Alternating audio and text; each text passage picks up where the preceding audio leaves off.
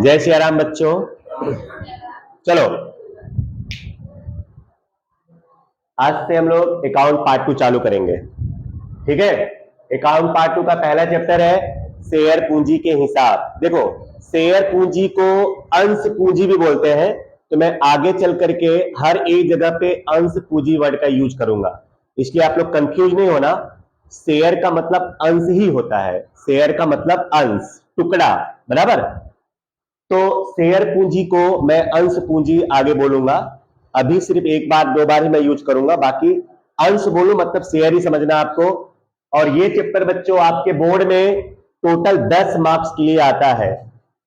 एक एमसीक्यूज रहेगा, एक वन वर्ड का रहेगा और एक क्वेश्चन 8 मार्क का रहेगा सेक्शन ई में। एक क्वेश्चन सेक्शन ए में आता है, एक बी में और एक ई में। टोटल 10 मार्क्स का क्वेश्चन होता है, बराबर ना।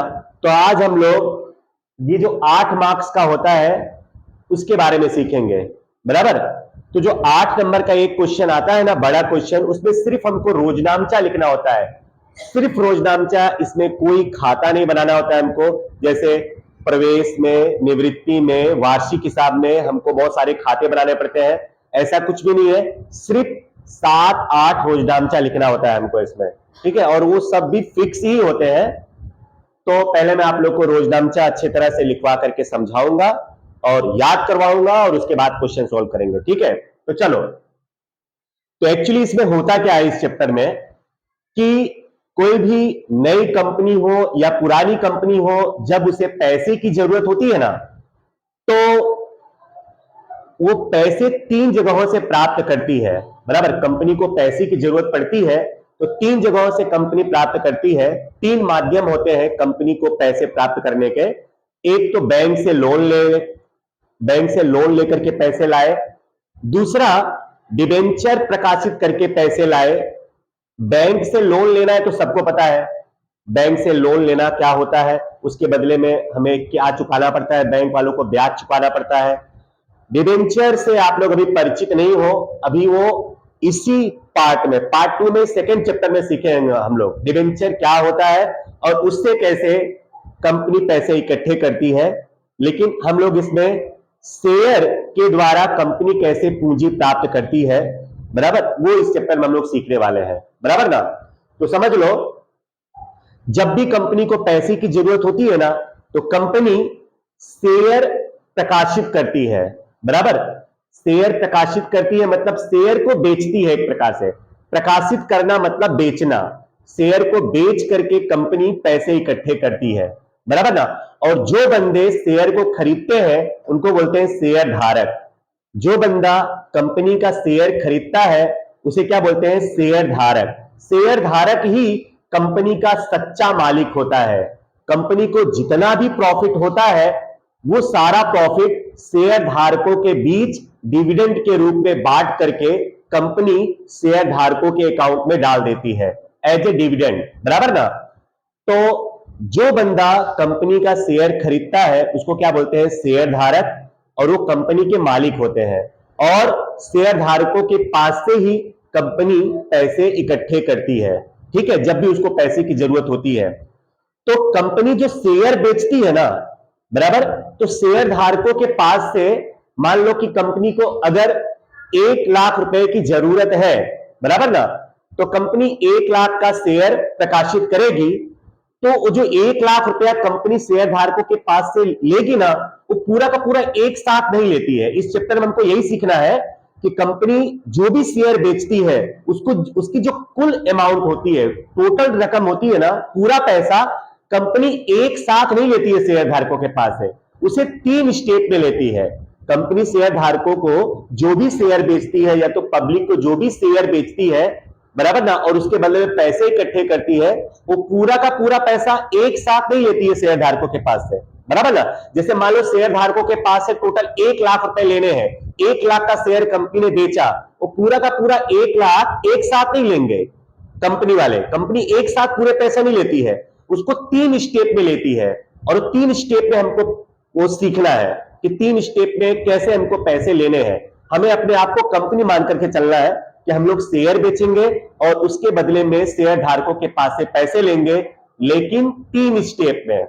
पहला स्टेप होता है बच्चों आवेदन का, दूसरा स्टेप होता है आवंटन का, और तीसरा स्टेप होता है प्रथम और अंतिम मांग का। ऐसे 3 स्टेप में कंपनी जो है शेयर धारकों के पास से शेयर की कुल रकम वसूल करती है या शेयर की कुल रकम लेती है।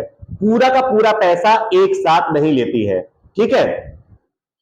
तो जो आवेदन के समय की स्टोरी होती है उसमें 3 प्रविष्टि लिखनी होती है हमको। 3 सिचुएशंस होते हैं। आवेदन के समय हमें जो पैसे लेने होते हैं शेयर धारकों के पास से, उसके लिए हमको 3 प्रविष्टि सीखनी है, लिखनी है और याद करनी है। और आवंटन के समय जो हमें पैसे लेने हैं उसके लिए 2 सिचुएशंस होते हैं, बराबर। और प्रथम और अंतिम मांग के समय हमें जो पैसे लेने हैं उसके लिए भी 2 सिचुएशंस होते हैं, बराबर। मतलब हमको 3 स्टेप में पैसे लेने हैं और 3 स्टेप में टोटल 7 रोजनामचा हमको याद करना है और 7 रोजनामचा आएगा, बराबर। तो मैं स्टेप वाइज आपको बताता हूं कि आवेदन के समय कौन कौन सी प्रविष्टि होती है, आवंटन के समय कौन कौन सी 2 प्रविष्टियां होती हैं, और प्रथम और अंतिम मांग के समय कौन कौन सी 2 प्रविष्टियां होती हैं, ठीक है। तो चलो मैं आवेदन की स्टोरी चालू करता हूं। तो देखो, कंपनी जब शेयर प्रकाशित करती है, शेयर बेचती है और शेयर धारकों के पास से पैसा लेती है, तो पहला स्टेप जो होता है ना वो आवेदन का ही होता है। पहला पैसा जो लेती है उसका जो नाम होता है उसको क्या बोलते हैं, आवेदन, बराबर ना। तो इसमें 3 स्टेप कैसे होते हैं। पहले क्या होता है, जो भी शेयर खरीदने वाले लोग हैं, बराबर ना, जो भी पब्लिक, जो बंदे शेयर खरीदना चाहते हैं, पहले उन्हें क्या करना पड़ता है, एप्लीकेशन करना पड़ता है। एप्लीकेशन मतलब आवेदन पहले करना होता है, बराबर। तो सुनो बेटा, यहां ध्यान दो, ठीक है। तो पहले उन्हें क्या करना होता है, आवेदन का पैसा भरना होता है। पहले हमें कौन सा रकम मिलती है, आवेदन की। जब आवेदन की रकम प्राप्त होगी तो पैसे आएंगे, इसलिए बैंक खाता उधार होगा और अंश आवेदन खाते का। आवेदन की रकम अगर प्राप्त होगी तो बैंक खाते उधार, आवेदन खाते का। अब दूसरी सिचुएशन क्या होती है, अतिरिक्त अंश आवेदन की रकम वापस की जाए तब। मतलब क्या होता है कि जैसे मान लो हमारे पास केवल 10,000 शेयर है, बराबर। इसका मतलब हम 10,000 शेयर ही बेच सकते हैं। हमारे पास जितने शेयर होंगे हम उतना ही शेयर बेच सकते हैं ना। 10,000 शेयर मान लो हमारे पास है और हमको आवेदन अर्जी 12,000 शेयर के लिए मिल गई। हमको खरीदने वाले कितने शेयर आ गए, 12,000 शेयर। मतलब आवेदन कितने लोगों ने कर दिया, 12,000 शेयर के लिए हमको आवेदन मिल गया, ठीक है। तो अब हम सारे के सारे शेयर तो मतलब 12 के 12 जो 12,000 आवेदन है हम पूरा का पूरा मंजूर तो कर नहीं सकते हैं। हमारे पास जितना शेयर है हम सिर्फ उतना ही बेच सकते हैं। तो ऐसे में क्या करेंगे मालूम है, दूसरे स्टेप में जो अतिरिक्त आवेदन हमको मिल गया है उसका पैसा क्या कर देंगे, वापस कर देंगे। भाई हम आपके जो शेयर आवेदन है उसको मंजूर नहीं कर सकते हैं, क्योंकि हमारे पास 10,000 शेयर है और 12,000 शेयर के लिए आवेदन मिल गया है, बराबर। तो दूसरे स्टेप में अगर हमको एक्स्ट्रा आवेदन मिल गया तो उसको क्या कर देंगे, वापस कर देंगे। तो रोजनामचा उल्टा हो जाएगा। पहले पैसे मिले तो बैंक खाते उधार, आवेदन खाता जमा हुआ। अब पैसा वापस कर देंगे आवेदन का, तो अंश आवेदन खाता क्या हो जाएगा, उधार, और बैंक खाता क्या हो जाएगा, जमा। अब सिचुएशन क्या आ गई कि मान लो हमको 12,000 शेयर पर आवेदन मिला था, बराबर, और हमारे पास शेयर कितने हैं, 10,000। तो 2,000 हमने दूसरे सिचुएशन में क्या कर दिया, वापस कर दिया। अब हमारे पास कितने आवेदन बचे, 10,000। अब वो बाकी के जो अंश आवेदन है ना उसको हम मंजूर कर लेंगे। क्या करेंगे, मंजूर कर लेंगे। तो अंश, जब अंश आवेदन मंजूर होगा तो क्या रोजनामचा होगा, अंश आवेदन खाते उधार, अंश पूंजी खाते का। मतलब अब जो आवेदन था वो किसमें कन्वर्ट हो गया, पूंजी में। जो अंश आवेदन जो अभी आवेदन के रूप में था अब वो किसके रूप में हो गया, पूंजी के रूप में। तो बेटा पहला स्टेप, हमको आवेदन का पैसा प्राप्त होगा। तो जितना भी आवेदन के लिए पैसा मिलेगा हम पहले पूरा लिख लेंगे। 12,000 के लिए आवेदन मिला तो पूरा 12,000 का लिख लो। 15,000 के लिए आवेदन मिला तो पूरा 15,000 का लिख लो। आवेदन के टाइम पर कोई कितने की भी अर्जी कर सकता है, बराबर ना। लेकिन हम बेचेंगे कितना, मंजूर कितना करेंगे, जितना हमारे पास अंश या हमारे पास शेयर जितना है हम उतना ही केवल मंजूर कर सकते हैं। तो पहले स्टेप में आवेदन की रकम प्राप्त होगी, दूसरे स्टेप में अतिरिक्त आवेदन अगर आ गया है तो उसको क्या करेंगे, वापस करेंगे। और तीसरे स्टेप में जितने भी अंश हमारे पास है उनको क्या करेंगे, मंजूर कर लेंगे। ठीक है, जितना, तो पहला, अंश आवेदन की रकम प्राप्त होगी तब बैंक खाते उधार अंश आवेदन खाते का, अतिरिक्त आवेदन की रकम वापस की जाए तब, तो अंश आवेदन खाते उधार बैंक खाते का, बाकी के जो आवेदन है उसको हम लोग क्या करेंगे, मंजूर कर लेंगे। तो अंश आवेदन खाते उधार अंश पूंजी खाते का। इस तरह से आवेदन के समय जो हमें पैसे लेने हैं उसके कितने स्टेप होंगे, तीन सिचुएशंस होंगे। अब ये 3 स्टेप मतलब आवेदन की स्टोरी पूरी होने के बाद अब हम लोग आवंटन के टाइम पर पैसा लेंगे, तो लेकिन उसके लिए 2 स्टेप होंगे, उसमें 2 सिचुएशन होंगी। क्या होता है, जब हम शेयर धारकों का शेयर मंजूर कर लेते हैं तब वो कंपनी के क्या बन जाते हैं, मालिक। कंपनी पहले शेयर आवेदक थे, जब तक हमने उनका शेयर मंजूर नहीं किया था तब तक वो क्या थे, आवेदक, आवेदन करने वाले, अर्जी करने वाले। अब उनका शेयर जब हमने मंजूर कर लिया ना तीसरे स्टेप में, अब वो क्या हो गया, कंपनी के मालिक। अब हमको उनसे आवंटन का पैसा लेना है ना, तो पहले हमें क्या करना पड़ेगा, 11 वालों को नहीं पढ़ाना है, पढ़ा लिया,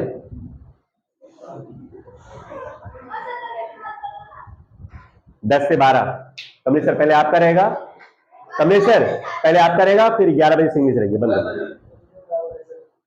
चलो बेटा सुनो,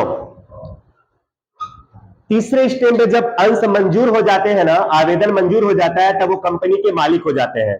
तो अब उनसे आवंटन का पैसा लेना है ना, तो मालिक क्या होते हैं, अगर हमको उनसे पैसे लेने हैं तो पहले उनसे मांगना होता है और उसके बाद वो लोग देते हैं। मतलब पहले मांगेंगे और उसके बाद मिलेगा। आवंटन का पैसा पहले हमको क्या करना पड़ेगा, मांगना पड़ेगा और उसके बाद मिलेगा। तो देखो दो है ना, 2 स्टेप होते हैं ना इसे आवंटन में। तो अंश आवंटन की रकम मंगवाई जाए तब, फिर ये दूसरा स्टेप है, अंश आवंटन की रकम प्राप्त हो तब। 2 ही स्टेप होंगे इसमें, पहले मांगेंगे और उसके बाद मिलेगा। तो याद करने का तरीका ध्यान से समझना, हम आवंटन की रकम मांग रहे हैं ना, तो जिसकी रकम मांगेंगे उसका खाता क्या होगा, उधार। ये वाक्य मेरा याद रखो, जिसकी रकम मांगोगे उसका खाता क्या करोगे, उधार। आवंटन की रकम मांग रहे होगे ना, तो अंश आवंटन खाते उधार अंश पूंजी खाते का, बराबर। अगर आप आवंटन का रोज नामचा याद करते हो ना, तो आपको ये लास्ट वाला प्रथम और अंतिम मांग वाला याद करने की जरूरत ही नहीं पड़ेगा, क्योंकि दोनों के स्टेप सेम है। पहले मांगना है और उसके बाद मिलेगा, पहले मांगेंगे और उसके बाद मिलेगा। आवंटन की स्टोरी भी यही है और प्रथम और अंतिम मांग का भी यही है, बराबर। तो हम मान लो आवंटन की रकम मांग रहे हैं, तो अंश आवंटन खाता क्या होगा, उधार अंश पूंजी खाते का, माना हमने। अब दूसरे स्टेप में मिलेगा, मिलेगा तो बैंक खाता क्या होगा, उधार, क्योंकि पैसे आएंगे। तो अंश आवंटन की रकम प्राप्त हो तब, तो बैंक खाता क्या होगा, उधार, अंश आवंटन खाता क्या होगा, जमा। याद रखो, जब मांगोगे तब आवंटन क्या होगा, उधार, और जब मिल जाएगा तो आवंटन क्या हो जाएगा, जमा। ठीक है, फिर उसके बाद अब हम लोग आते हैं प्रथम और अंतिम मांग का। सेम स्टोरी यही है, जैसे अंश आवंटन की रकम मंगवाई जाए वैसे ही अंश प्रथम और अंतिम मांग की रकम मंगवाई जाए तब। तो बच्चों सेम वही मैंने क्या बोला था कि जो मंगवाई जाए, जिसकी रकम मंगवाई जाए उसका खाता क्या होगा, उधार। तो हम प्रथम और अंतिम मांग की रकम मंगवा रहे हैं, तो प्रथम और अंतिम मांग खाता क्या होगा, उधार, और अंश पूंजी खाता क्या होगा, जमा। अब जब पैसा मिलेगा तो पैसा आएगा हमारे पास, तो बैंक खाता क्या होगा, उधार, और अंश प्रथम और अंतिम मांग खाते जमा। अब अगर इसमें आप कॉमन कुछ चीज ढूंढो, तो मांगते समय जो मांगोगे उसका खाता क्या होगा, उधार। अगर आप आवंटन की रकम मांग रहे होगे तो आवंटन खाता उधार, अगर आप प्रथम और अंतिम मांग की रकम मांग रहे हो तो प्रथम अंतिम मांग खाता उधार। ठीक है, मांगते समय जिसकी रकम मांगोगे उसका खाता क्या होगा, उधार, और जमा में क्या होगा, अंश पूंजी खाते का। हम आवंटन की रकम मांग रहे हैं तो आवंटन खाते उधार अंश पूंजी खाते का। हम अंश प्रथम और अंतिम मांग की रकम मांग रहे हैं, अंश प्रथम और अंतिम मांग खाते उधार अंश पूंजी खाते का। तो मांगते समय कॉमन क्या है दोनों में, अंश पूंजी, दोनों में क्या होगा, जमा। मांग रहे हो तो जो मांग रहे हो उसका खाता उधार और अंश पूंजी खाता क्या होगा, जमा। उसके बाद जब रकम प्राप्त होगी, तो रकम प्राप्त होगी दूसरे स्टेप में तो पैसा आएगा, इसलिए बैंक खाता उधार और जिसकी रकम हमको प्राप्त हो रही है उसका खाता क्या होगा, जमा। तो इस तरह से बच्चों इसमें मेन ये 7 रोजनामचा ही है। अब छोटी छोटी बातें जैसे जैसे क्वेश्चन हम लोग सॉल्व करेंगे उसमें आती जाएगी तो मैं नोट के रूप में आप लोग को लिखवाता रहूंगा, बराबर। मेन ये 7 प्रविष्टि है, इन 7 प्रविष्टियों के बिना तो तुम्हारा क्वेश्चन स्टार्ट होगा ही नहीं, बराबर है ना। तो ये अच्छी तरह से आप लिख लो, बराबर। आगे की स्टोरी हम लोग कल सीखेंगे, ठीक है। धन्यवाद बच्चों।